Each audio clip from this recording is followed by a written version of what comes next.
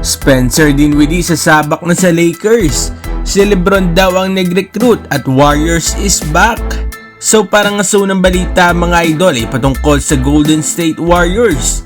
Isa nga ang Warriors sa mga naging disappointing team ngayong season kung saan ay bumagsak pa nga sila sa 13th seed sa West. Pero sa last 8 games nga ng Warriors ay para bang bumabalik na nga ang sigla ng Golden State Warriors. Dahil 7 games nga dyan ay napanalo nga ito ng Warriors. At after nga napanalo kahapon sa Utah Jazz ay nasa 5 game winning streak na sila. At good news nga na nasa 11th seed na sila ngayon. At muling tumabi nga sa best friend nila ng Los Angeles Lakers. Isa nga sa dahilan ng magandang run ng Warriors ay ang kanilang team effort. At ang pag-angat nga ng laruan ni Steph Curry na para bang nabuhayan nga matapos hindi mapasama sa All-Star starters. Ano masasabi ninyo dito mga idol? Bumalik na nga ba ang itong Golden State Warriors? At para naman sa sunod na balita ay patungkol naman sa nag-recruit dito nga kay Spencer Dinwiddie papuntang Los Angeles Lakers. Sinasabi nga ni Christian Wood na naging former teammate nga rin ni Dinwiddie sa Dallas Mavericks na siya nga raw ang nag-recruit kay Spencer Dinwiddie. Pero mukhang hindi nga agree dyan itong si Spencer Dinwiddie at ito nga ang kanyang sagot kung totoo nga bang si Wood ang nag-recruit nga dito. Aniya ay paano nga raw niya bibigyan ng credit itong si Christian Wood.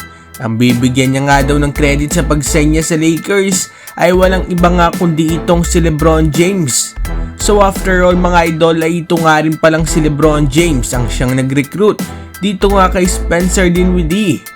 Iba nga talaga mga idol ang skill ni LeBron James pagdating nga sa pagre-recruit ng mga mauhusay na players. Anong masasabi ninyo dito mga idol?